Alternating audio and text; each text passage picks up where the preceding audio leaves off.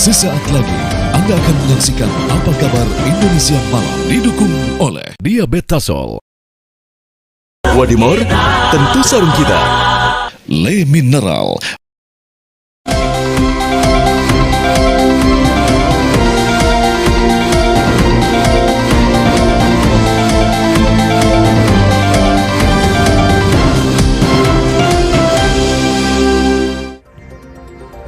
Assalamualaikum warahmatullahi wabarakatuh. Halo, selamat malam pemirsa. Apa kabar Anda hari ini? Seperti biasa, Apa Kabar Indonesia Malam menemani istirahat malam hari Anda. Di Apa Kabar Indonesia Malam hari ini, saya dan juga Ken An akan mengajak Anda untuk melihat jumlah informasi penting.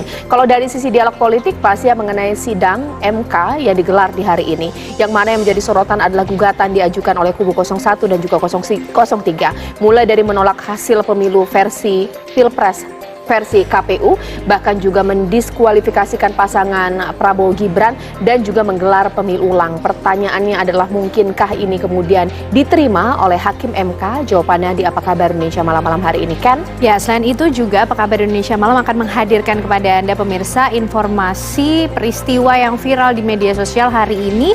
Ada peristiwa kecelakaan beruntun yang terjadi di gerbang tol.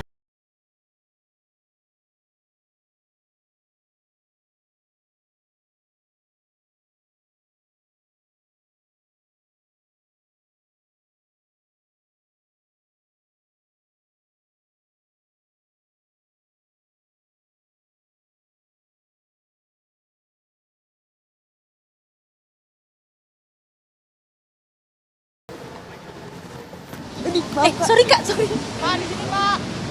Ya pemirsa, di mana Mahkamah Konstitusi menggelar sidang perdana sengketa Pilpres 2024 hari ini.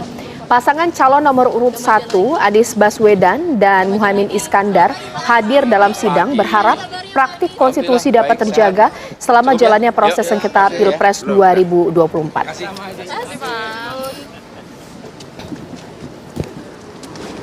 Ya, di mana pasangan calon presiden dan wakil presiden nomor urut 1, Anies Baswedan dan Muhaimin Iskandar menghadiri sidang perdana sengketa hasil Pilpres 2024 di gedung MK.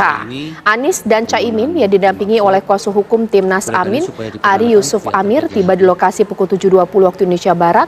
Kemudian sidang digelar pada pukul 8 pagi. Agenda pemeriksaan pendahuluan atas perkara yang didaftarkan oleh pasangan Capres-Cawapres nomor urut 1, Anies Baswedan dan Muhaimin Iskandar.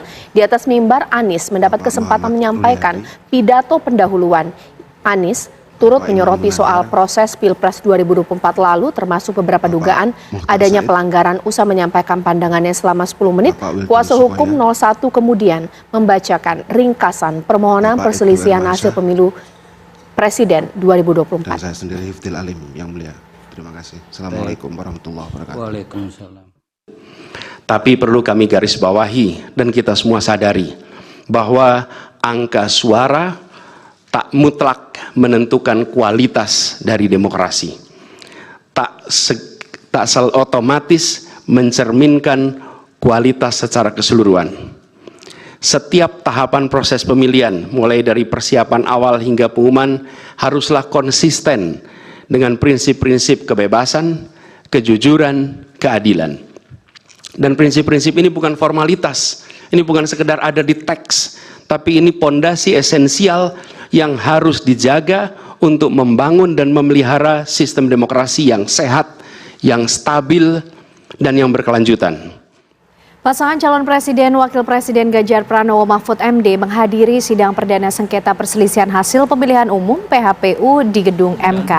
Di ruang sidang, Ganjar membeberkan alasan menggugat hasil Pilpres 2024 yang telah ditetapkan oleh KPU. Sementara Mahfud MD bicara mendorong MK untuk mengambil langkah hukum jelang pemilu.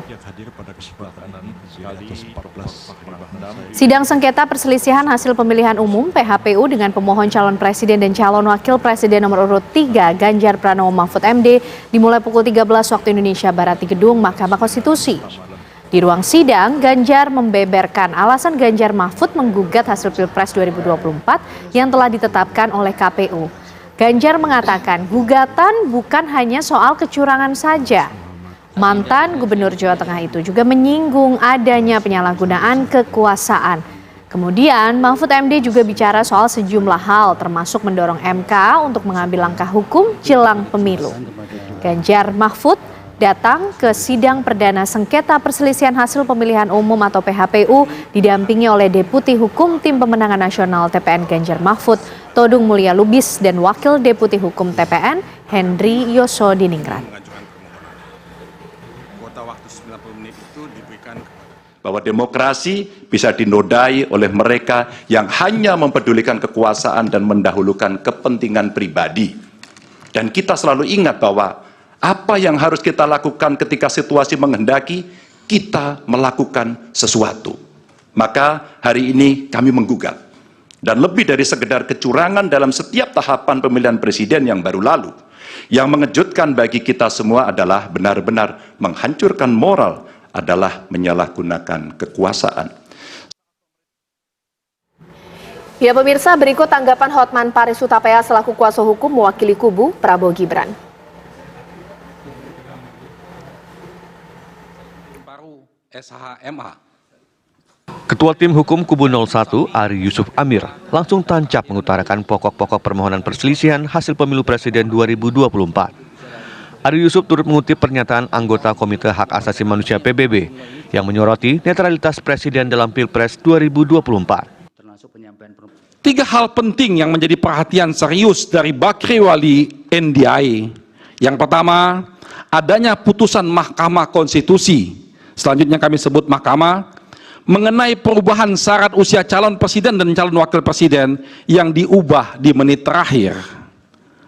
Pendaftaran capres-cawapres sehingga anak presiden yang belum berumur 40 tahun dapat ikut pencalonan. Kedua, Bakri juga mempertanyakan apa langkah yang diterapkan untuk memastikan semua pejabat-pejabat negara, termasuk presiden, tidak bisa memberi pengaruh berlebihan terhadap pemilu. Yang ketiga, Bakri juga bertanya, apakah pemerintah Indonesia sudah menggelar penyelidikan guna mengusut kecurigaan intervensi pemilu tersebut. Dalam kesempatan itu, Ari Yusuf juga ikut menyoroti kewenangan Mahkamah Konstitusi sebagai penjaga konstitusi. Mensikapi tragedi dalam proses elektoral di atas, negara memiliki peradilan konstitusi untuk menegakkan supremasi konstitusi yang dicabi-cabi oleh perilaku curang dan menyimpang. Fungsi tersebut diperankan oleh Mahkamah Konstitusi sebagai the guardian of constitution. Hal ini didasarkan kepada pasal 24C ayat 1 Undang-Undang Dasar 45, pasal 10 ayat 1 Undang-Undang Nomor 24 tahun 2003, pasal 29 ayat 1 Undang-Undang Nomor 48 tahun 2009, pasal 474 ayat 1 Undang-Undang Pemilu. Berdasarkan uraian di atas, Mahkamah Konstitusi berwenang memeriksa dan memutus perselisihan tentang hasil pemilihan umum. Diberikannya kewenangan bagi Mahkamah Konstitusi untuk memutus perselisihan tentang hasil pemilu bertujuan untuk menegaskan Indonesia sebagai negara hukum. Negara hukum mengandung pengertian bahwa pelaksanaan kekuasaan pemerintahan negara didasarkan pada hukum dan konstitusi serta menjunjung hak asasi manusia. Selain itu, dalam pokok-pokok gugatannya, Kubu 01 menginginkan agar keputusan KPU tentang penetapan hasil pemilu dibatalkan hingga pemungutan suara ulang tanpa pasangan Prabowo Gibran. Tim TV1 mengabarkan. Tim hukum Prabowo Gibran merespons gugatan Ganjar Pranowo dan Mahfud MD dalam sidang MK yang meminta pemilu ulang tanpa pasangan Prabowo Gibran. Tim hukum Prabowo Gibran menyebut gugatan sebagai narasi yang akan dibantah dalam sidang lanjutan. Contoh yang disebutkan dalam permohonan tadi bahwa MK pernah mendiskualifikasi itu, mendiskualifikasi ini, sebenarnya diskualifikasi terhadap pilkada. Sudah berapa kali MK memeriksa, memutus perkara PHPU, pemilihan presiden dan wakil presiden, belum pernah sekalipun Mahkamah Konstitusi membatalkan seluruhnya dan kemudian melakukan pilpres ulang untuk kedua kalinya. Jadi itu akan kami bantah nanti dalam keterangan yang akan kami sampaikan besok.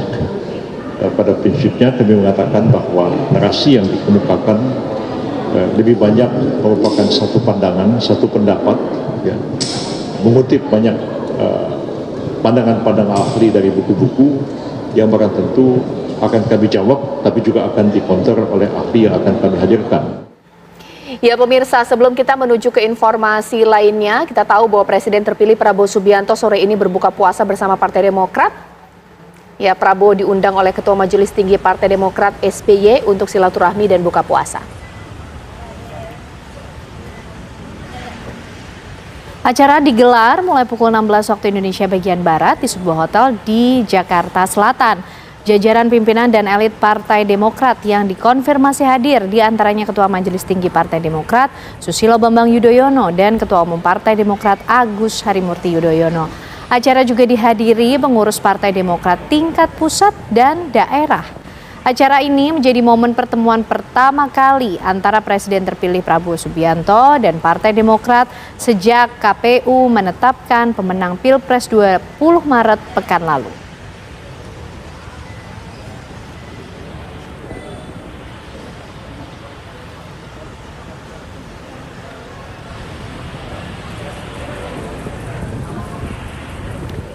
Lalu bagaimana jalannya buka puasa bersama hari ini? Sudah ada reporter kami, Celia Alexandra yang sudah siap mengabarkan dari sana. Celia, silakan.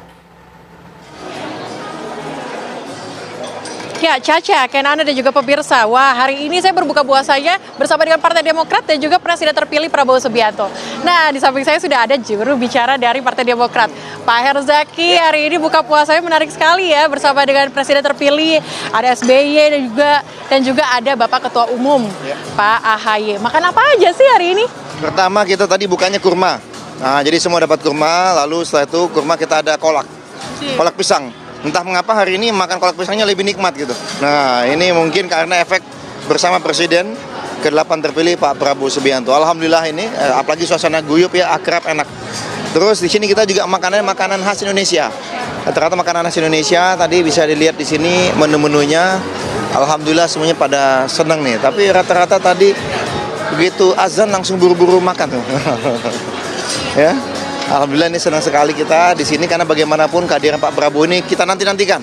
Kan kita udah berjuang nih bersama beliau ya, berbulan-bulan pada saat kampanye kemarin.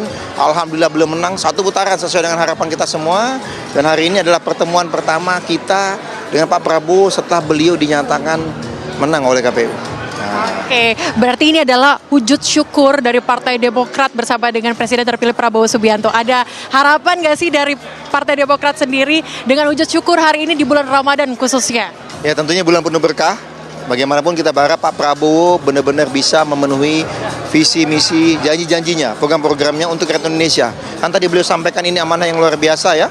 Kita ingin bawa Indonesia lebih maju dan lebih sejahtera. Beliau ingin lanjutkan apa yang baik dari era Pak SBY, apa yang baik dari era Pak Jokowi, dan juga presiden-presiden sebelumnya. Nah inilah yang menjadi bekal kita. Harapannya tentu kebersamaan kami yang selama ini telah berjuang bersama beliau. Tadi beliau sampaikan, Mas AHY, ya, beliau telah meminta kader-kader terbaik dari Demokrat untuk membantu beliau di pemerintahan. Nah insya Allah kita sudah memberikan nama-nama terbaik itu. Kedepannya kita lihat ya, meskipun misalnya berapapun, siapapun yang ada di pemerintahan, tapi Demokrat di seluruh Indonesia akan berusaha, ya, berusaha terus mendukung Pak Prabowo selama 5 tahun ke depan. Oke, terima kasih Pak Herzaki. Saya sangat tertarik sama kolaknya. Saya mau cari kolak dulu pemirsa. Terima kasih Caca dan Kenana di studio.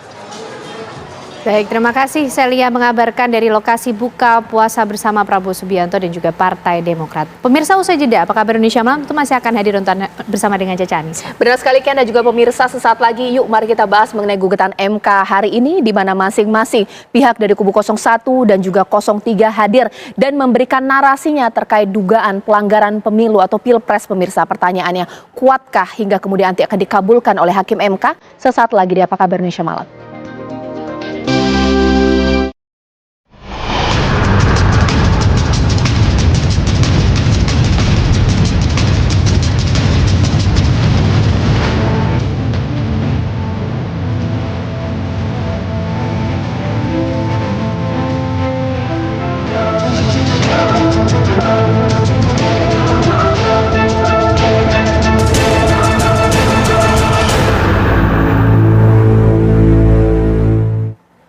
Pastinya hari ini seru sekali pemirsa ya, di mana sidang perdana gugatan MK hasil Pilpres 2024 digelar. Masing-masing capres dan cawapres hadir dalam sidang tersebut. Banyak sekali narasi yang disampaikan. Mari kita akan bahas di Apa Kabar Indonesia Malam. Mewakili 02 di sini sudah ada Mas Habibur Rahman. Selamat malam. Assalamualaikum Mas Habib.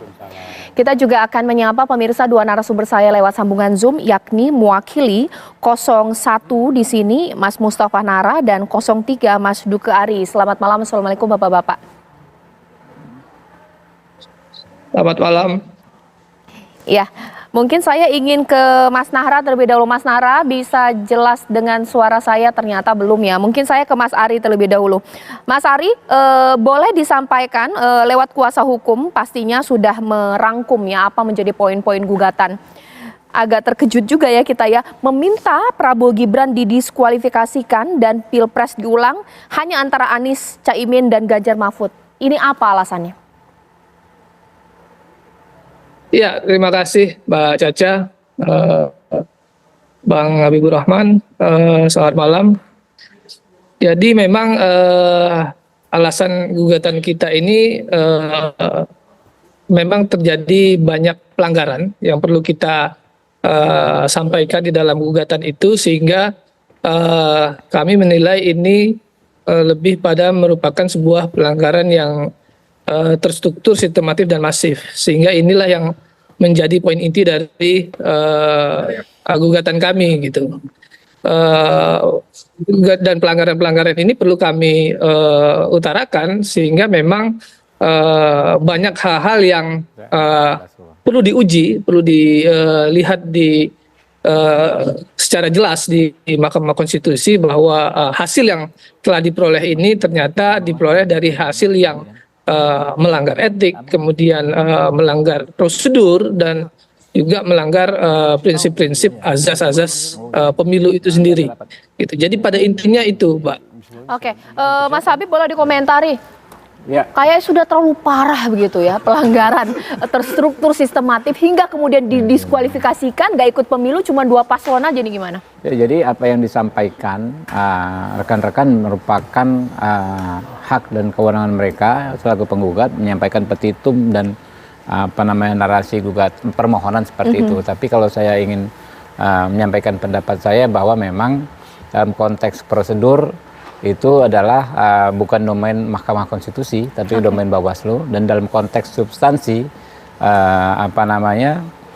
tidak ada juga hal ihwal yang disebutkan oleh mereka gitu. Jadi kita tahu ya, Undang-Undang Nomor 7 Tahun 2017 telah membuat batasan yang jelas bahwa jika hal-hal yang dipersoalkan, terutama saya udah baca nih ya, permohonan paslon 1 dan 3 itu 60% mempersoalkan keabsahan Gibran sebagai cawapres. Maka lahirlah petitum diskualifikasi Prabowo, karena dianggap Prabowo ini menang karena ada Gibran yang dianggap cacat, ya kan. Nah, kalau kita mengacu ke undang-undang ya pemilu ya, bahwa keberatan terhadap keabsahan Gibran sebagai cawapres itu tempatnya bukan di kamarnya, bukan di Mahkamah Konstitusi, tetapi di Bawaslu melalui prosedur yang namanya sengketa proses. Jadi harusnya teman-teman ini berdasarkan pasal 269 Undang-Undang 7 Tahun 2017 ya, mengajukan, mensubmit, memasukkan permohonan ke Bawaslu untuk diperiksa sengketa proses, meminta KPU membatalkan SK pencawapresan Gibran. Nah, lalu ya ada yang namanya acknowledgement by conduct, pengakuan dengan sikap. Ya, paslon 1, paslon 3 mengakui, menghormati, menerima keberadaan Gibran sebagai cawapres dengan terlibat dalam aktivitas tahapan kepemiluan bersama Gibran. Mulai dari pengambilan nomor urut, kemudian berbagai acara seremonial, terakhir yang paling penting adalah debat capres dan cawapres yang merupakan tahapan dan jadwal pemilu. Di situ tidak ada keberatan dan lain sebagainya, barulah setelah coblosan ada hasil quick count, ini dipersoalkan dan diramu menjadi bahan di MK. Terakhir, Caca, teman-teman mengkaitkan ya, kenapa tidak melaporkan atau mengajukan sengketa proses terhadap keabsahan Gibran sebagai cawapres, karena katanya baru tahu setelah ada putusan DKPP. Padahal DKPP justru mengatakan putusan 90 itu konstitusional dan berlaku untuk tahun 2024, lalu KPU sebagai entitas penyelenggara pemilu terikat untuk melaksanakannya.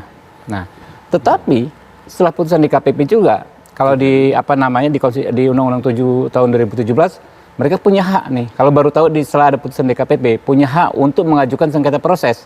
Tidak juga diajukan sengketa proses 7 hari setelah mereka mengetahuinya.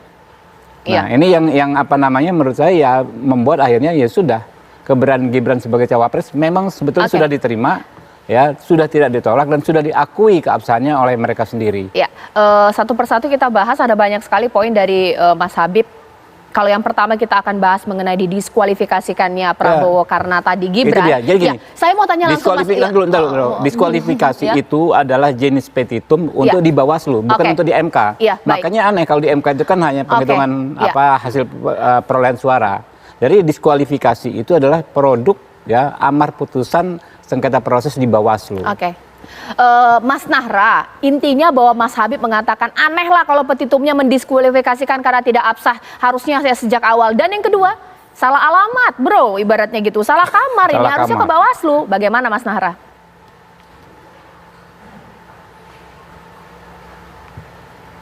Mas Nahra, masih di mute ya? Coba. Masuk ya? Ya. Lanjut. Lanjut Mas Nahra. Halo. Dengarkah pertanyaan saya? Masuk. Dengar. Ya, boleh dijawab. Ya, dengar. Oke. Ya, Bawaslu itu kita sudah laporan belasan kali ya soal seperti itu. Bahkan tidak hanya kami ya. Beberapa LSM itu juga sudah lapor juga ke Bawaslu soal pendaftaran itu.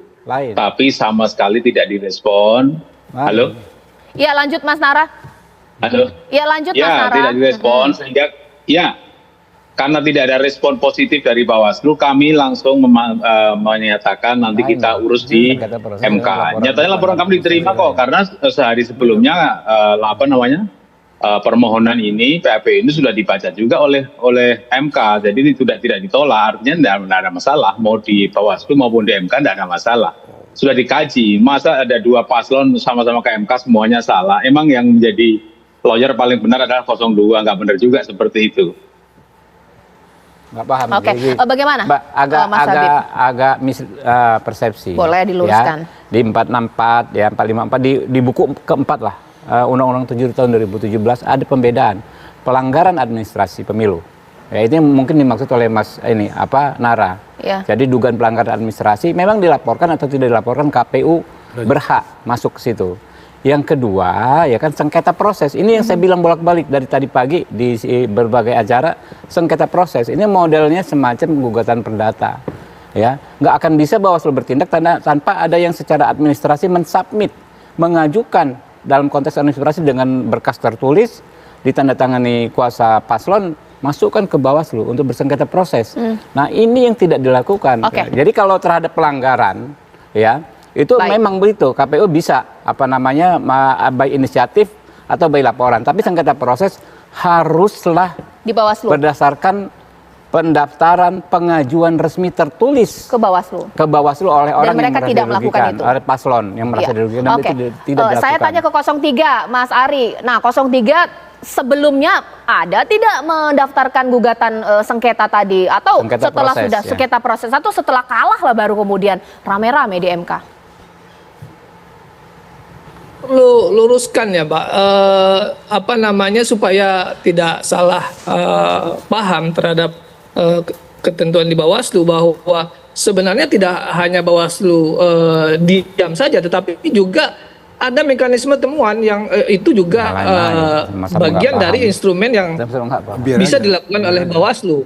Nah, untuk kami sendiri, kami juga melakukan itu gitu. Kami melakukan laporan ke Bawaslu dan itu juga sama halnya tidak diproses ya, sehingga kami menunggu untuk proses ini kita akan buka di Mahkamah Konstitusi. Jadi memang tidak benar bahwa kami tidak melapor gitu ya, dan ada kewenangan Bawaslu yang itu yang menurut kami tidak dilakukan, yaitu melakukan temuan ketika ada dugaan atau ada indikasi pelanggaran gitu loh.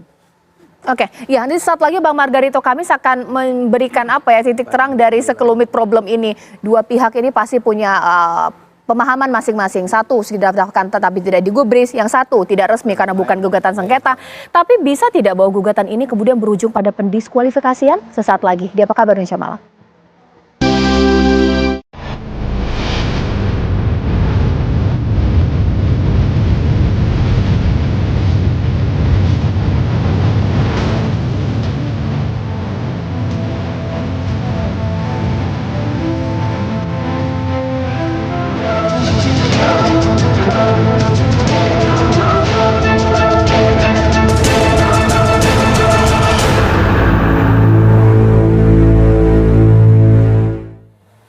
Bang Margarito, kalau lihat dari gugatan ngeri-ngeri sedap, kayak kita mau akan pemilu lagi, mau coblos lagi, mau tinta ungu lagi nih. Mungkin nggak ini kemudian ada pendiskualifikasian dengan narasi yang sudah diberikan oleh masing-masing 01 dan 03? Begini, dalam ilmu hukum itu, dalam hukum ya, itu ada prinsip. Anda tidak bisa meminta sesuatu yang tidak mungkin dipenuhi. Kenapa? Secara akal sehat. Pertama begini nih, soal diskualifikasi ini ya. Ya. Mereka minta pemilu ulang. Sama dengan pemilu ulang. Proses dari awal. Siapa yang siapin duitnya? Semua hal ihwal yang menyangkut dengan pemilu start dari awal.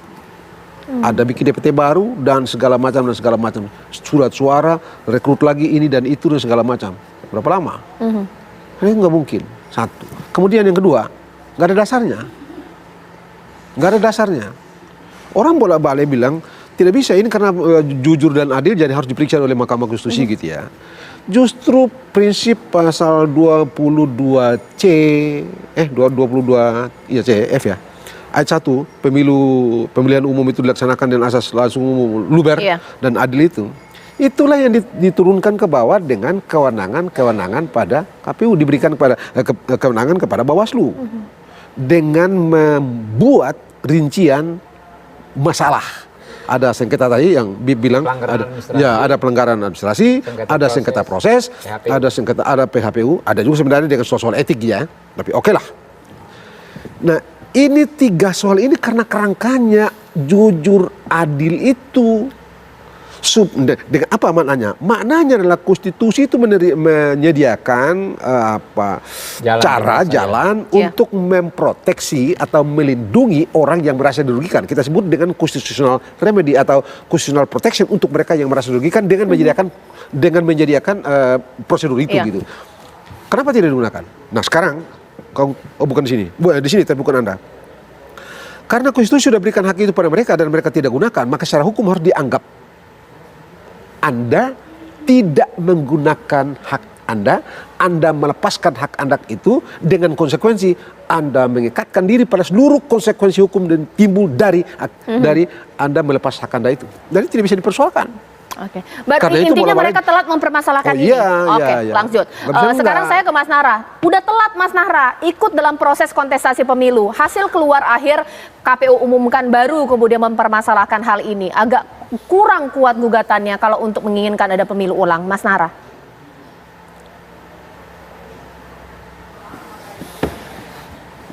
Mas Nara di-mute lagi Mas Nara. Boleh di-unmute? Jadi nggak ada yang terlambat ya, karena pemerintah itu sudah mempersiapkan segalanya, termasuk KPU, bahkan anggarannya yang tadi ditanyakan Pak Margarito, sudah disiapkan pemilu untuk sampai 2 putaran. Jadi pertama soal dana nggak ada masalah, karena Bu Sri Mulyani sudah terus terang di publik, di media mengatakan, kami siapkan anggaran kontingensi untuk sampai pada pemilu 2 putaran, jadi nggak ada masalah. Tentang waktu, terus nanti gimana, apakah mulai dari nol?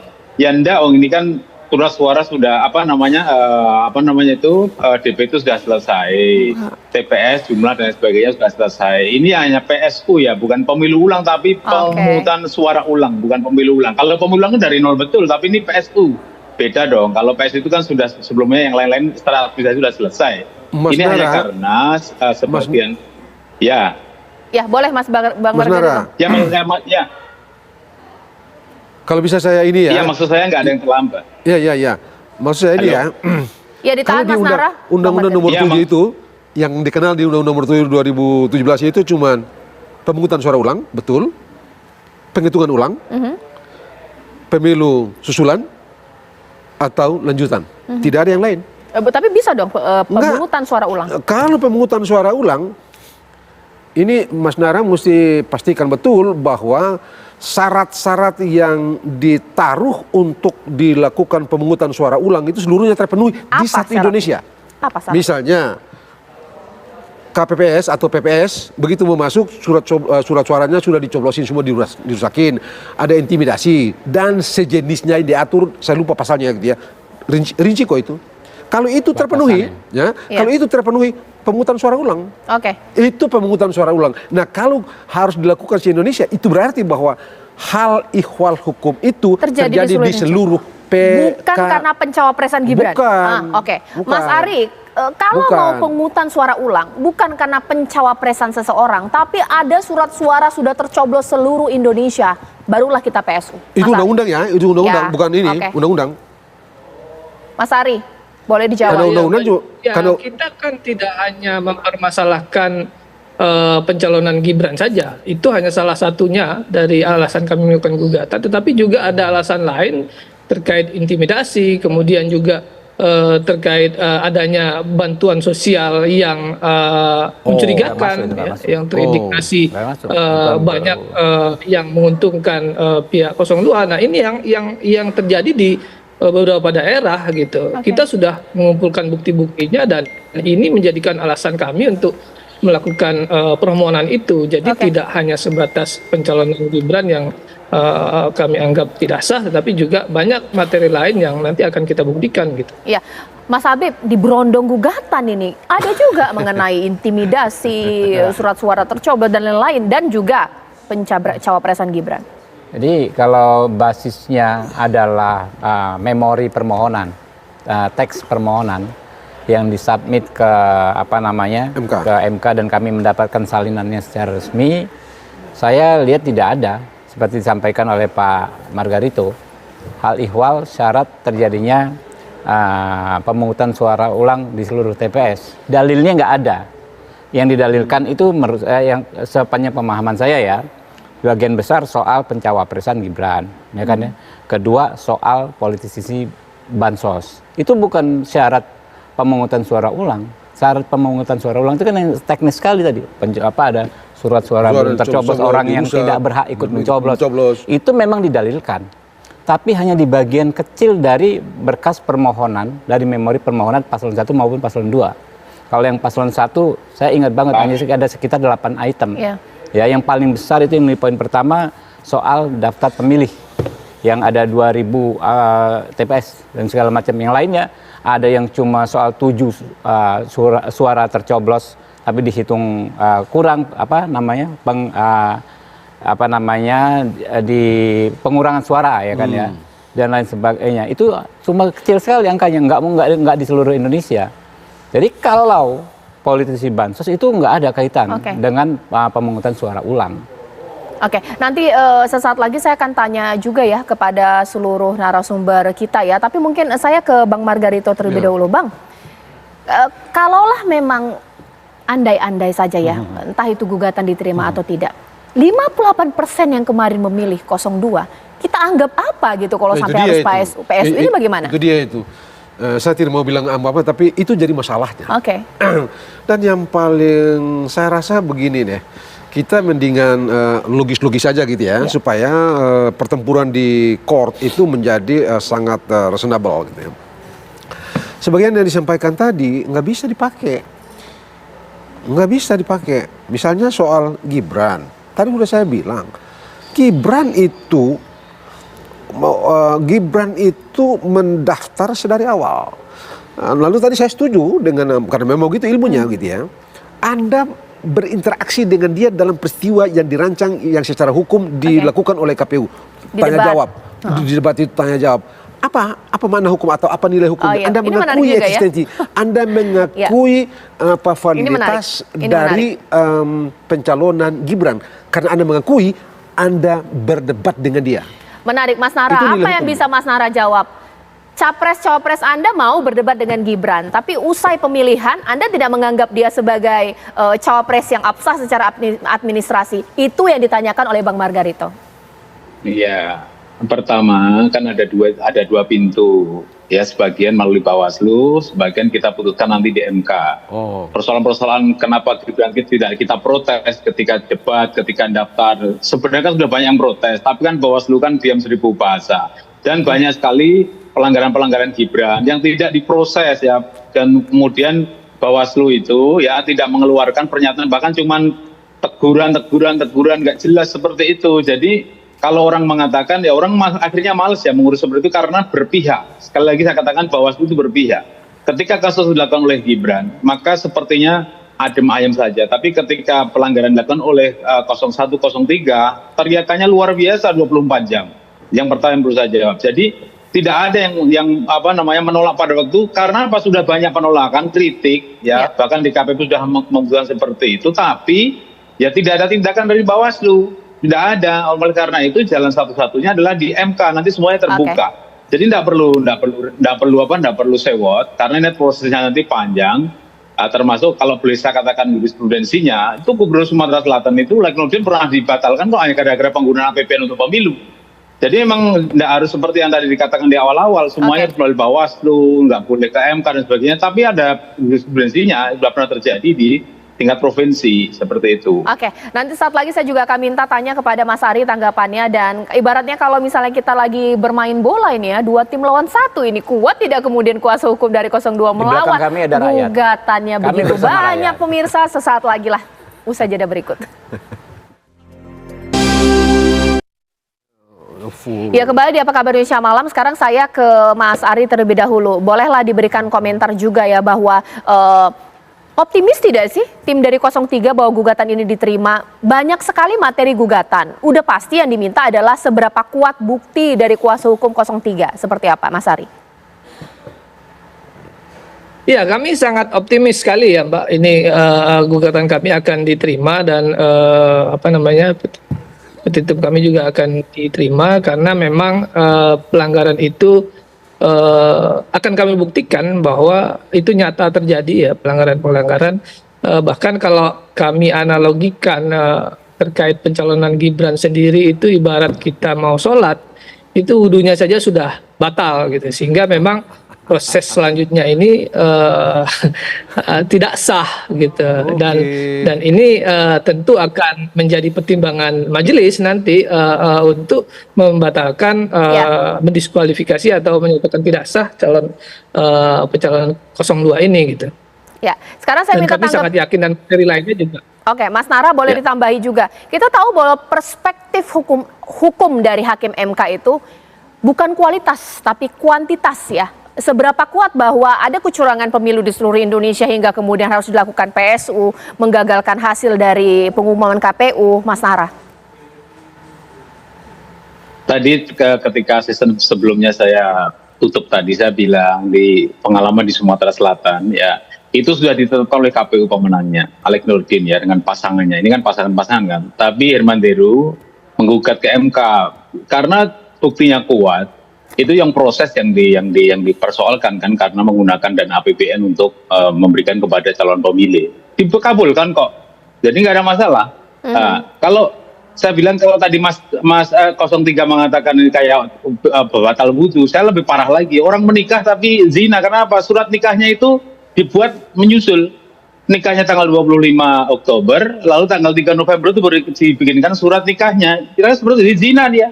Berapa hari itu zinanya? Dan itu harus dibatalkan. Maka di 01 itu mengajukan 2 petitum. Satu alternatif ya.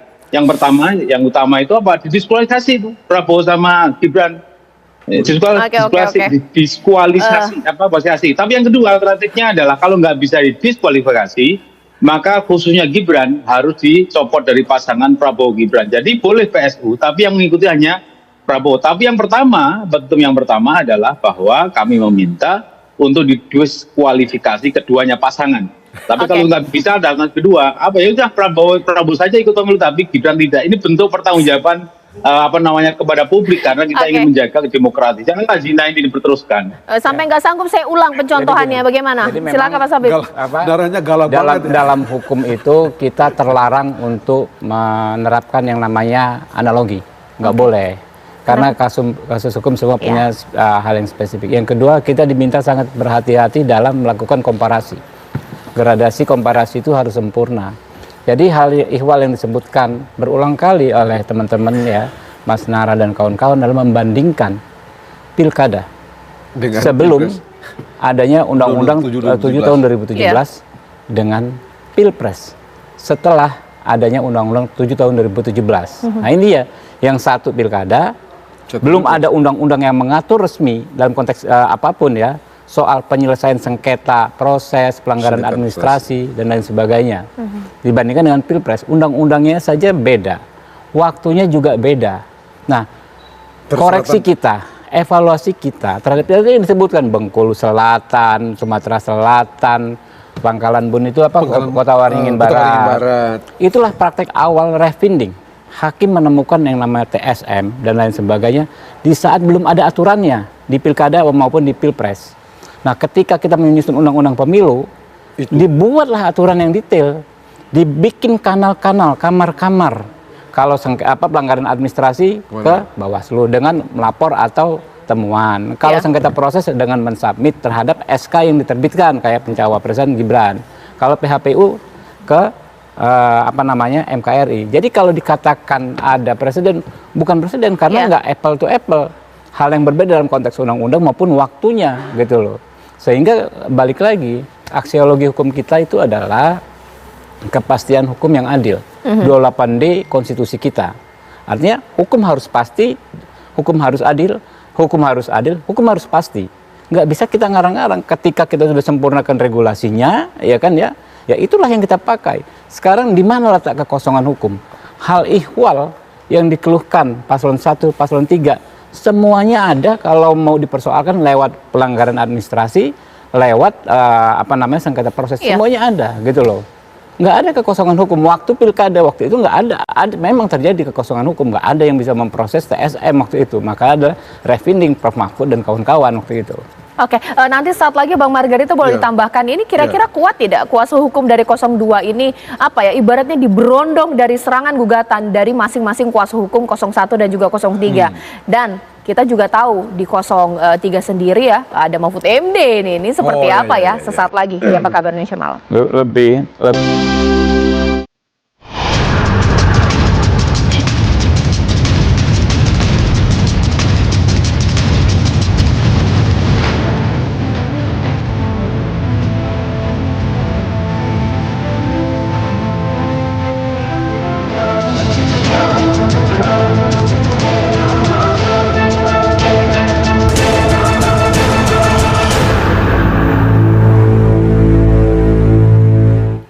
Bang Margarito, ini akan menjadi pertarungan yang sengit tidak sih? Pengacaranya begitu banyak dari 01 dan juga 03. Melawan satu kubu di sini 02, apalagi di kubu sana ada Pak Mahfud. Sudah tahu celahnya di mana? Oh, tapi kan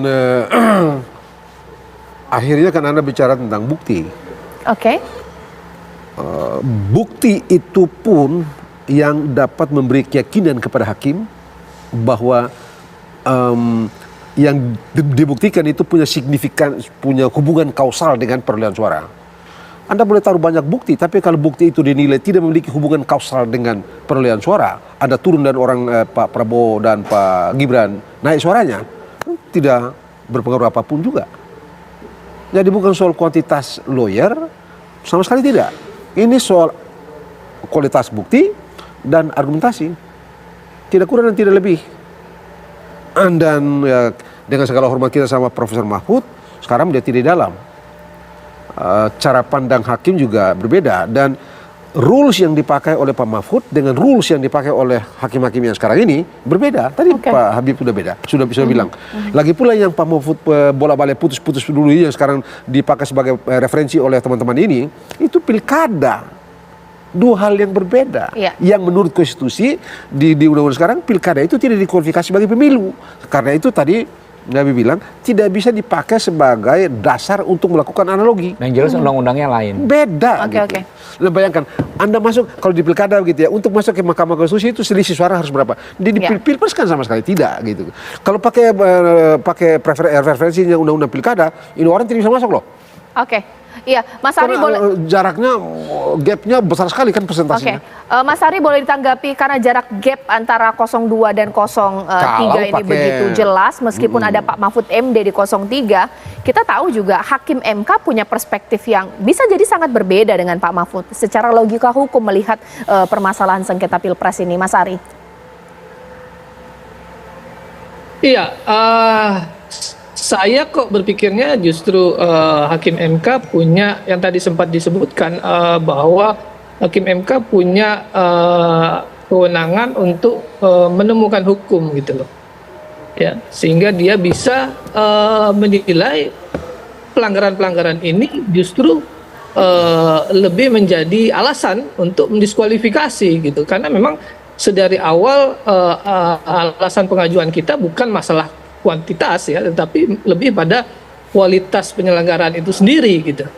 Ada pelanggaran-pelanggaran, contohnya saja misalnya salah satu bukti yang bisa saya sampaikan di sini terkait berita acara penerimaan calon. Itu saja sudah keliru ya. Di situ tertulis tanggal 27 Oktober semua. Padahal kejadian itu berbeda-beda, bukan tanggal 27. Itu saja sudah salah gitu ya. Ada hal-hal lain juga yang akan kami buka, kami ungkap di situ gitu. Nah, kita akan lihat bagaimana Hakim MK ini menggunakan penafsiran mereka sendiri, penemuan hukum yang mereka lakukan untuk menilai ini gitu. Karena kita bicara di Mahkamah Konstitusi ini, dan saya tahu Mahkamah Konstitusi melakukan banyak landmark decision ya terkait beberapa hal. Dan ini lebih pada penilaian atau penafsiran hukum progresif gitu loh. Tidak secara legalistik yang seperti disampaikan para pengamat tadi bahwa ini tidak bisa gitu. Kita serahkan saja kepada Hakim Konstitusi bagaimana endingnya. Kita tahu juga misalnya contoh di Kabupaten Saburai Jua gitu ya. KPU menilai tidak ada pelanggaran gitu. Nah, ternyata kan pada akhirnya itu terjadi, ditemukan oleh MK dan kemudian didiskualifikasi, dia dilakukan pemilihan suara ulang. Nah, ini yang akan kita lihat, apakah hakim menggunakan hukum progresif itu di dalam menentukan atau memutus sebuah perkara, atau hanya terjebak pada mahkamah kalkulator gitu loh, hitung-hitungan yang ini tentu jauh dari rasa keadilan gitu. Mas Habib, jadi ini dibayangkan yang terjadi di Saburai Jua. Saya sudah tahu. Jadi kalau Mahkamah Konstitusi menjadikan undang-undang pemilu sebagai pedoman untuk memeriksa PHPU, nggak bisa Mahkamah Konstitusi disebut Mahkamah Kalkulator. Kenapa? Karena kalau kita berbicara soal sengketa perolehan suara, itu juga bicara hal-hal kualitatif. Misalnya, ya kan ya, adanya TPS ya, yang ketika terjadi rekapitulasi penghitungan terjadi perbedaan, itu juga kualitatif juga maupun kuantitatif. Jadi jangan menjudgment bahwa Mahkamah Konstitusi cuma menghitung, enggak juga. Apa penyebabnya? Misalnya perolehan suaranya dicatat berbeda dari yang seharusnya itu. Yang kedua, kalau kita bicara soal rechtfinding, soal penemuan hukum ya, bahasa Belanda itu tadi, itu ada syaratnya. Syaratnya adalah ketika terjadi kekosongan hukum. Sekarang apakah terjadi kekosongan hukum? Justru undang-undang pemilu itu sangat sempurna menurut saya. Ada semua. Kita mau kemana juga ada, ke Bawaslu ada, ke DKPP ada semua. Tinggal ditempuh saja. Tetapi ada waktunya, ada tenggat waktunya. Nah, kalau misalnya memang benar-benar ada bukti dan merasa itu sebuah persoalan, seharusnya sudah didaftarkan pada saat itu. Gitu. Mas Narah, singkat saja, bagaimana? Ya. No problem ya. Ini kembali lagi seperti Pak Margarito, memang nanti ujung-ujungnya adalah soal bukti, dan yang kedua adalah keberanian Hakim MK untuk mengetuk hati masing-masing untuk memutuskan ini dengan baik. Saya berharap Hakim MK, saya sependek aja ya. Saat ini Hakim MK saya harapkan untuk menjadi pahlawan yang semula MK itu tercoreng hitam oleh perbuatan Usman yang begitu jahatnya itu sehingga meloloskan Gibran. Maka saat ini saatnya Pak Haryono, Pak Ketua MK, untuk menebus dosa-dosa tanda petik ya yang dilakukan oleh pimpinan terdahulu, sehingga masyarakat sekarang akan kembali menghormati MK, kembali memberi apresiasi kepada MK yang pada masa-masa lalu dunia menghormati MK. Tapi sekarang gara-gara Anwar Usman, MK menjadi jatuh, namanya jelek, kemudian marwahnya hilang. Itulah saatnya momen yang terbaik bagi MK, seperti yang diharapkan Pak Anies tadi waktu pidato di awal di MK, bahwa ini sedang di ujung di simpang jalan. Kalau MK mau Indonesia baik, ya ini harus diputuskan menggunakan hati nurani dan menggunakan akal sehat, bukan karena tekanan atau desakan dari pihak tertentu. Tapi MK harus sekali lagi kembalikan marwah MK dengan membuat putusan yang baik, yang adil, dan masyarakat berharap MK menjadi mahkamah keadilan, bukan lagi menjadi mahkamah kekeluargaan. Kira-kira seperti itu. Singkat saja Bang Margarito, menjadi serba salah tidak sih untuk MK kalau nggak diterima gugatannya, marwahnya tidak ada, tidak adil begitu kan? Bagaimana? Bagaimana? Nah, itu ya. Bagaimana Bang Margarito? MK kalau tidak memenuhi keinginan mereka dibilang mahkamah kekeluargaan. Nah, baik. Bang Margarito. Tidak sama sekali. Kenapa? Sama sekali apa? Karena Mahkamah Konstitusi, hakim-hakim sana mesti based on fact, based on law. Masa bodoh dengan penilaian orang di luar itu. Yang pokok sekali lagi Mahkamah Konstitusi based on fact, proof dan evidence yang ada di dalam, yang ditaruh di meja persidangan, dan argumentasi yang reasonable, itu saja perlu dipakai oleh Mahkamah Konstitusi. Berpegang saja pada itu. Tidak di luar itu, apapun itu. Oke, baik. Kita tunggu nanti bagaimana tidak jalannya. Tidak usah khawatir dengan legitimasi ini dan itu. Kalau itu klaim-klaim biasa itu. Kita tidak usah perpanjang, tapi yang begitu-begitu sudah pernah ada sih. Betul. Tidak usah dipikirin. Kita tunggu saja lah bagaimana jalannya sidang besok, juga siang hingga sore, bahkan bisa jadi malam hari. Iya. Nanti akan parade saksi-saksi membahas mengenai sidang sengketa Pilpres. Besok bahkan TV One nanti akan memberikan breaking news untuk Anda pemirsa. Intinya kita saksikan saja ini bagaimana akan bergulir. Terima kasih Mas Ari, Mas Nara, Mas Habib, dan juga Bang Margarito kami. Sesaat lagi sejumlah informasi lainnya masih akan kami hadirkan untuk Anda sesaat lagi. Ya, Anda masih menyaksikan Apa Kabar Indonesia Malam. Pemirsa, kecelakaan beruntun terjadi di pintu gerbang tol Halim Utama dari arah Bogor menuju Jakarta pada Rabu pagi. Akibat kecelakaan ini, 3 gerbang pintu tol mengalami kerusakan parah. Pak, alhamdulillah selamat ya Pak.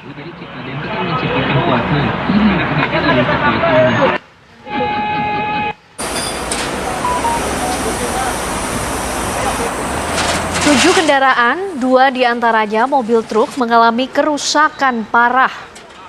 Diduga peristiwa ini terjadi saat sebuah mobil truk berwarna merah melaju kencang hingga menabrak kendaraan lain di depannya serta merusak 3 gerbang tol. Tidak hanya menimbulkan kerusakan, 1 orang mengalami luka serius sehingga harus dibawa ke rumah sakit, sementara beberapa orang lainnya hanya mengalami luka ringan. Kecelakaan ini membuat petugas tol dan kepolisian terpaksa memberlakukan kontraflow sebab kemacetan panjang tidak terhindarkan karena adanya evakuasi kendaraan yang terlibat kecelakaan.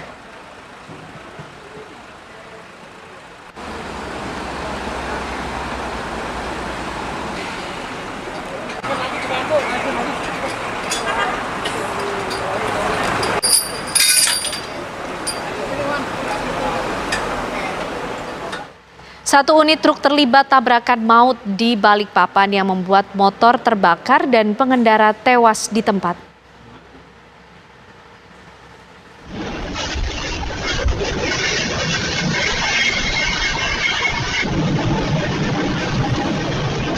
Satu unit truk menabrak 1 unit sepeda motor setelah truk mengalami oleng. Motor terbakar dan pengendara tewas di tempat. Truk kontainer dengan nomor polisi DN8991AU yang memuat keramik yang dibawa dari Pelabuhan Kalimantan Timur Karyangau Terminal menuju Mitra 10 Balikpapan, Kalimantan Timur.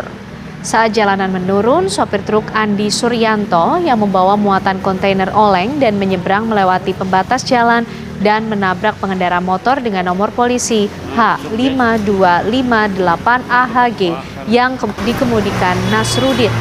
Akibatnya motor terbakar dan korban terseret dan terhenti di tiang listrik. Korban pengendara motor yang tewas kemudian disemayamkan di Rumah Sakit Kanu Yoso Jatiwibowo. Sementara pengemudi truk diamankan di Polresta Balikpapan untuk dimintai keterangan.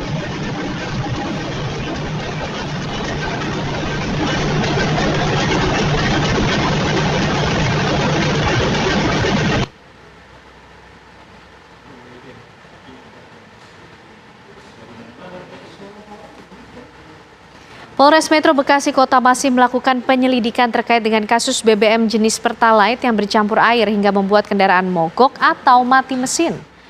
Pihak kepolisian melakukan pengecekan di lokasi apakah ada tindak pidana atau unsur kesengajaan.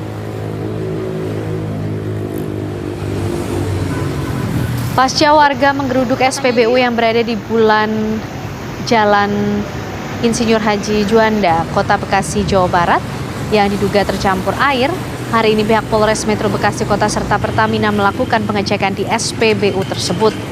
Seluruh tangki di SPBU baik yang diisi BBM jenis Pertalite, Pertamax maupun Dexlite diperiksa dan diambil sampelnya agar dapat diketahui faktor penyebab bercampurnya BBM Pertalite dengan air. Saat ini pihak kepolisian masih melakukan penyelidikan. Dugaan sementara tidak ada unsur kesengajaan dari karyawan ataupun pemilik SPBU. Namun pihak investigasi dari Pertamina sedang melakukan pengecekan dan menunggu hasilnya.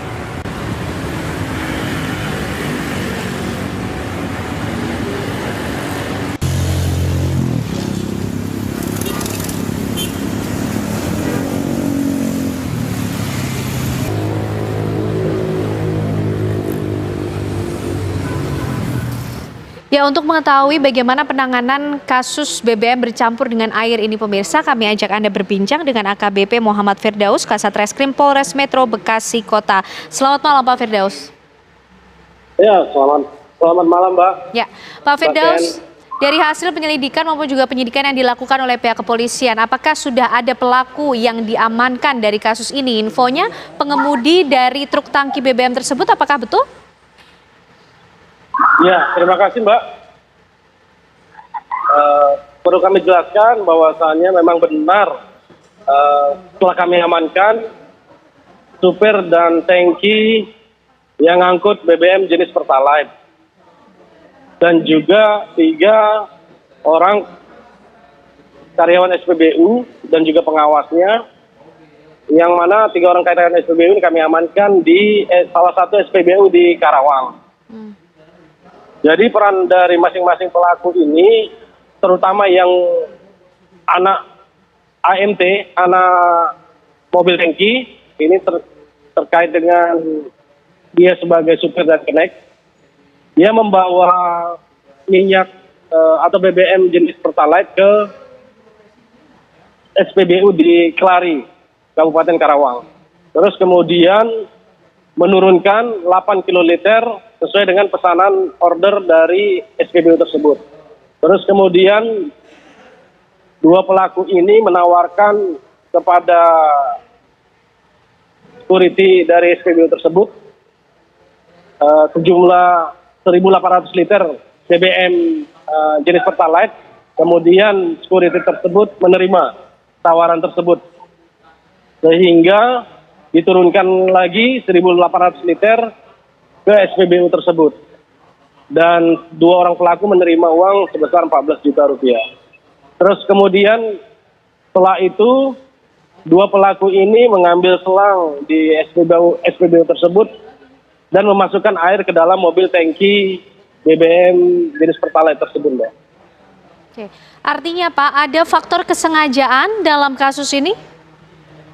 Ya, benar Mbak. Sesuai dengan fakta yang kami temukan, 2 pelaku ini dengan sengaja memasukkan air ke dalam tangki mobilnya. Oke. Pak Firdaus, para pelaku ini melakukan aksinya mencampurkan BBM dengan air. Sudah berapa lama mereka melakukan hal ini dan di lokasi mana saja?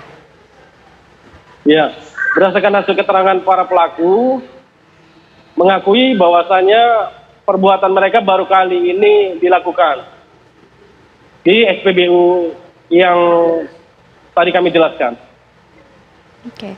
Lalu bagaimana sendiri Pak dengan prosedur pengawasan yang kemudian seharusnya bisa dilakukan sehingga peristiwa ini tidak terjadi? Apakah sudah didapatkan keterangan mengenai hal ini? Pengawasan yang dimaksud untuk ke siapa ya Mbak? Mohon maaf, Pak. Prosedur pencampuran dari bensin kemudian air ini kan pasti ada prosedur pengawasan yang seharusnya juga dilakukan begitu sehingga tidak terjadi hal semacam ini. Ya, jadi kejadian para pelaku mencampurkan memasukkan air ke dalam tangki ini tujuannya untuk mengkelabui nanti di SPBU selanjutnya yang akan diturunkan tersebut supaya tidak berkurang liternya, Mbak, seperti itu. Jadi ini memang inisiatif dia untuk mengambil keuntungan dari peristiwa ini. Oke, Pak Firdaus, untuk perhitungannya sendiri mereka sudah mencampurkan berapa banyak? Ya, dari fakta-fakta yang kami temukan dan hasil pemeriksaan para pelaku menjual minyak kepada oknum security tersebut sebanyak 1.800 liter. Dengan para pelaku mendapat uang 14 juta rupiah, berarti para pelaku menjual 1 liter 7.500 rupiah per liter kepada oknum security tersebut. Oke, baik, terima kasih AKBP Muhammad Firdaus, Kasat Reskrim Polres Metro Bekasi Kota sudah bergabung bersama kami malam hari ini di Apa Kabar Indonesia Malam, Pak. Selamat malam. Ya, pemirsa, diduga dendam karena ditangkap akibat kepemilikan narkoba jenis sabu-sabu. Seorang mantan narapidana kasus narkoba menyerang seorang personil satuan narkoba di sebuah kafe dengan menggunakan samurai. Aksi pelaku ini pun terekam kamera CCTV dan menjadi viral di media sosial.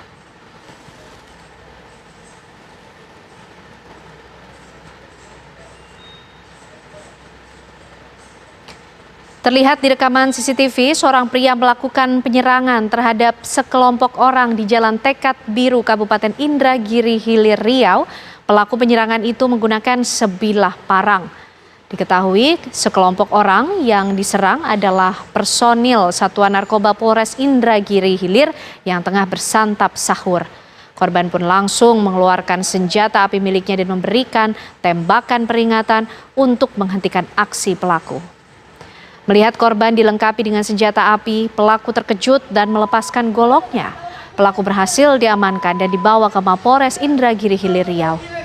Sebelumnya, pelaku penyerangan ini pernah diamankan terkait dengan kasus narkotika dan menjalani rehabilitasi disebabkan tidak ditemukan barang bukti padanya. Namun, hasil cek urin, pelaku berinisial FL positif mengkonsumsi obat-obatan terlarang.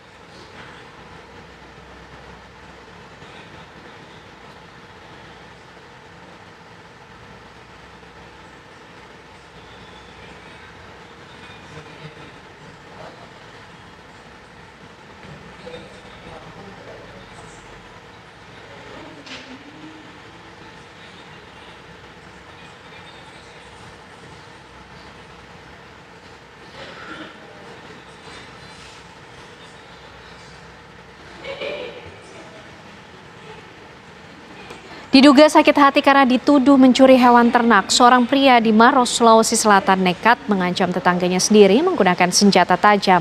Warga yang resah dengan aksi pengancaman tersebut kemudian mendatangi rumah pelaku hingga terlibat saling lempar batu. Polisi turun ke lokasi menangkap pelaku. Dari rekaman video amatir terlihat aksi seorang pria yang tengah berdiri di pinggir jalan berteriak sambil memegang parang dan mengancam seorang wanita di desa Moncongloe Bulu, Kecamatan Moncongloe, Kabupaten Maros, Sulawesi Selatan.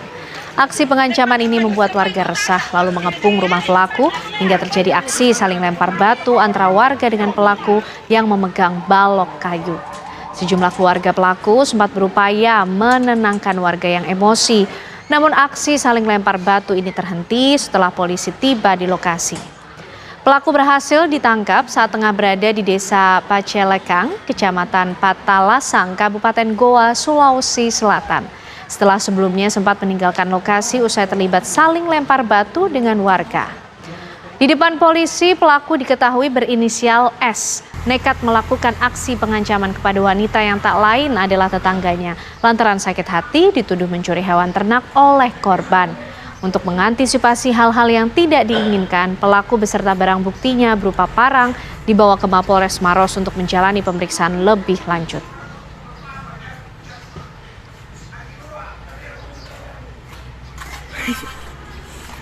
Usai jeda, Apa Kabar Indonesia Malam masih akan kembali hadir untuk Anda. Pemirsa, lapak pedagang sayur berlantai 2 yang juga dijadikan sebagai tempat tinggal di Pasar Lio, Kelurahan Jatinegara, Kecamatan Cakung, Jakarta Timur, Rabu siang hangus terbakar. Belum diketahui pasti apa penyebab dari kebakaran ini. Diduga api muncul dari ledakan kompor yang berada di lantai atas lapak.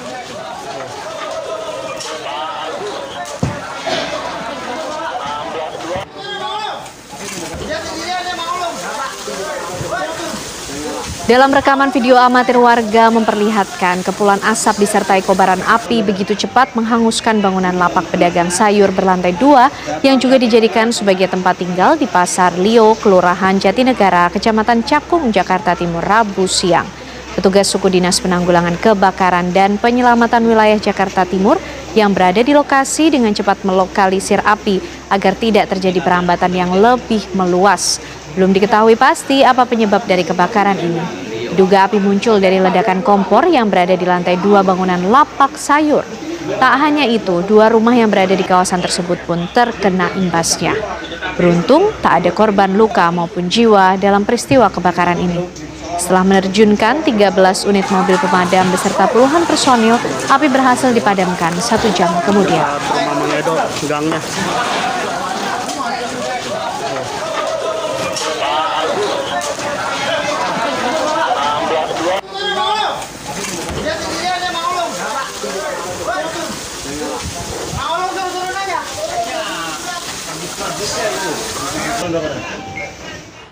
Pertengahan Ramadan, ribuan pemudik terus memadati Pelabuhan Parepare, Sulawesi Selatan. Kapal-kapal milik swasta maupun milik PT Pelni dipadati penumpang yang memilih mudik lebih awal.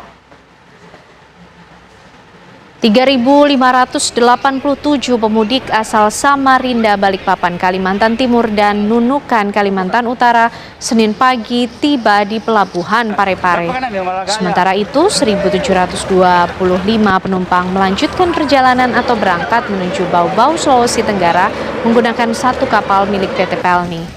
Pemudik kali ini juga terdapat ratusan tenaga migran atau pekerja migran Indonesia yang bekerja di Malaysia dan memilih mudik lebih awal untuk merayakan Lebaran di kampung halaman mereka.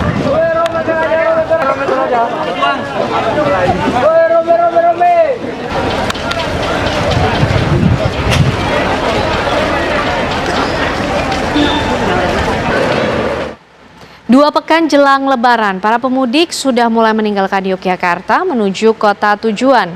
Pemudik yang mayoritas mahasiswa memilih pulang lebih awal untuk menghindari macet dan kenaikan harga tiket. Di Terminal Bus Jombor, Sleman, Yogyakarta, suasana mudik sudah terasa sejak pekan ini. Banyak pemudik yang akan berangkat ke kota tujuan dengan menggunakan armada bus. Mereka ini kebanyakan merupakan mahasiswa yang tengah kuliah di sejumlah kampus di Yogyakarta. Tujuannya ke kota-kota di Pulau Sumatera seperti Lampung, Palembang, hingga Pekanbaru. Mereka memilih mudik lebih awal untuk menghindari macet serta naiknya harga tiket jika berdekatan dengan hari Lebaran.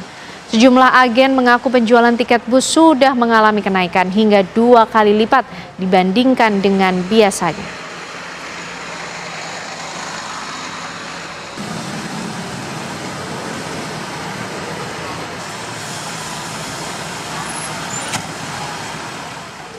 Penjualan tiket kereta api pada masa angkutan Lebaran 2024 terus bergerak, bahkan meningkat cukup signifikan. Saat ini data penjualan tiket Lebaran di KAI Daop 8 Surabaya tercatat mulai 31 Maret hingga 21 April 2024 sebanyak 323.776 tiket Lebaran telah dipesan pelanggan.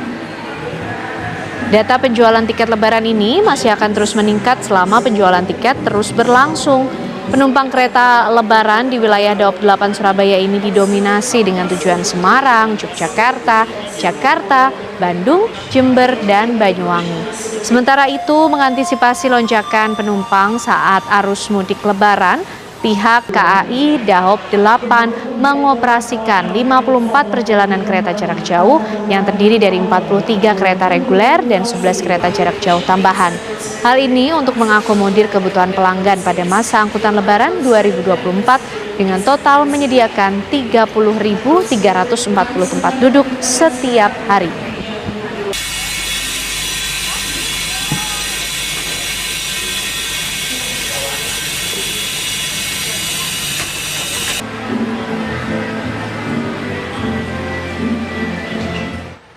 Skuad Timnas Indonesia tiba di Bandara Soekarno-Hatta Rabu siang usai mengalahkan Vietnam 3-0 pada kualifikasi Piala Dunia 2026 di Hanoi. Para pemain Timnas seperti Egy Maulana Fikri, Ricky Kambuaya, Wahyu Prasetyo, Adi Satyo, M. Riyandi, Syahrul Trisna, dan Hoki Cakara tiba di Bandara Soekarno-Hatta pada Rabu siang usai mengalahkan Vietnam 3-0 pada kualifikasi Piala Dunia 2026 di Hanoi, Vietnam. Tidak selang lama disusul official pelatih yang keluar dari pintu bandara. Para pemain dan official pelatih mendapat sambutan dari supporter dan pengunjung bandara yang menunggu kedatangan skuad Merah Putih di tanah air. Pelatih Sintayong pun sempat buka suara soal pertandingan leg kedua menghadapi Vietnam.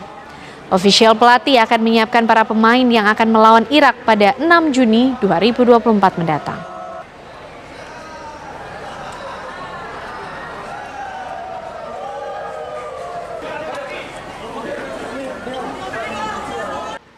Pemirsa, kita beralih ke informasi lainnya. Keributan terjadi saat petugas mengangkut sejumlah motor yang parkir liar di kawasan Salemba, Jakarta. Adu mulut bahkan nyaris adu jotos terjadi antara petugas Dishub dengan juru parkir di kawasan Salemba yang tak dapat dihindari. Juru parkir ilegal tersebut tak senang melihat tindakan petugas mengangkut motor-motor milik ojek online yang parkir di atas trotoar. Para pengemudi ojol tersebut mengaku hanya berhenti sekedar untuk mengambil orderan. Tidak hanya dengan juru parkir, tindakan petugas juga diprotes oleh sejumlah pengemudi ojol, namun petugas Dishub tetap mengangkut motor-motor mereka ke atas truk. Menurut petugas, siapapun yang melanggar akan ditindak karena kawasan ini tidak boleh adanya parkir liar.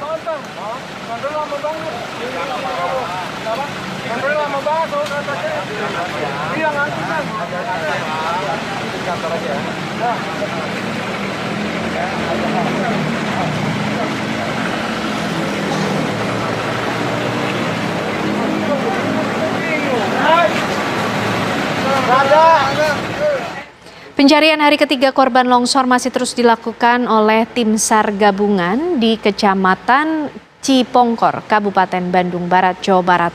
Proses pencarian sempat dihentikan sementara karena mengingat kondisi tanah yang labil setelah diguyur hujan sejak Selasa malam.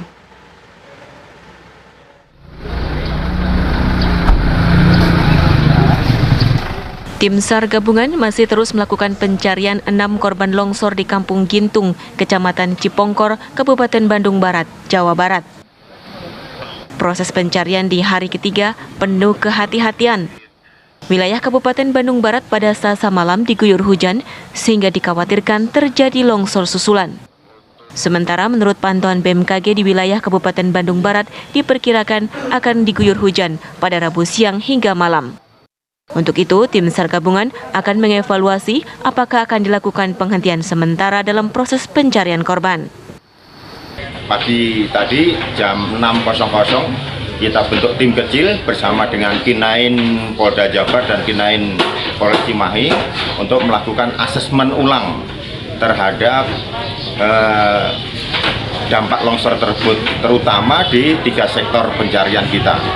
Artinya apa? Ya memang di pagi hari ini agak ada keterlambatan waktu pelaksanaan, tapi inilah memang betul-betul harus kita cermati kondisi alam.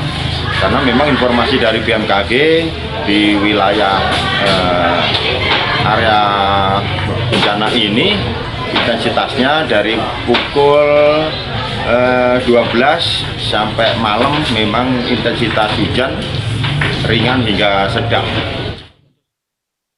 Sejauh ini, 6 orang masih dalam pencarian. Sementara 4 korban yang berhasil ditemukan telah dilakukan identifikasi lalu diserahkan kepada pihak keluarga. Dari Bandung, Jawa Barat, Cepi Kurnia, TV One mengabarkan. Ya pemirsa, informasi tersebut mengakhiri kebersamaan kita di Apa Kabar Indonesia malam hari ini. Benar sekali Ken, tapi kita harus mengingatkan kepada pemirsa untuk jangan lupa menyaksikan Indonesia Business Forum bersama Agita Malika dengan tema baju impor ilegal ini banjir pemirsa industri tekstil gigit jari. Saya Cica Anissa. Saya Ken Ana dan teman-teman yang bertugas pamit. Terima kasih, selamat malam, sampai jumpa.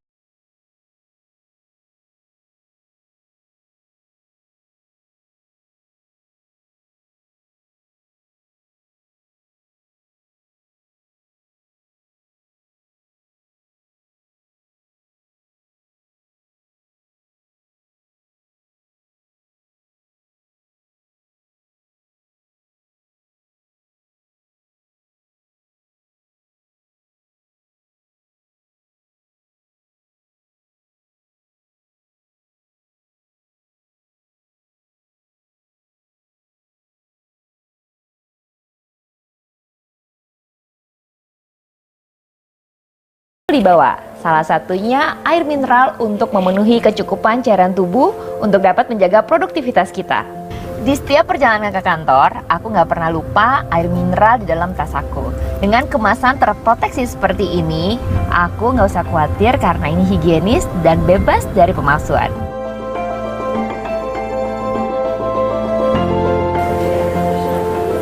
Le Mineral dilengkapi dengan 3 proteksi berlapis, segel di kemasan tutupnya, ring pengaman, dan botol yang keras sebelum dibuka.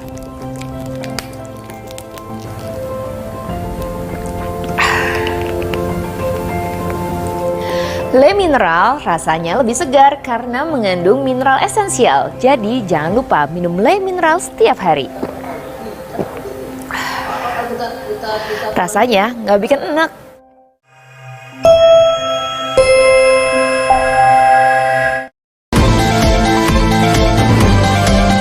Anda baru saja menyaksikan Apa Kabar Indonesia Malam, didukung oleh Nutrif Benekol, Wadimor, tentu sarung kita, Le Mineral.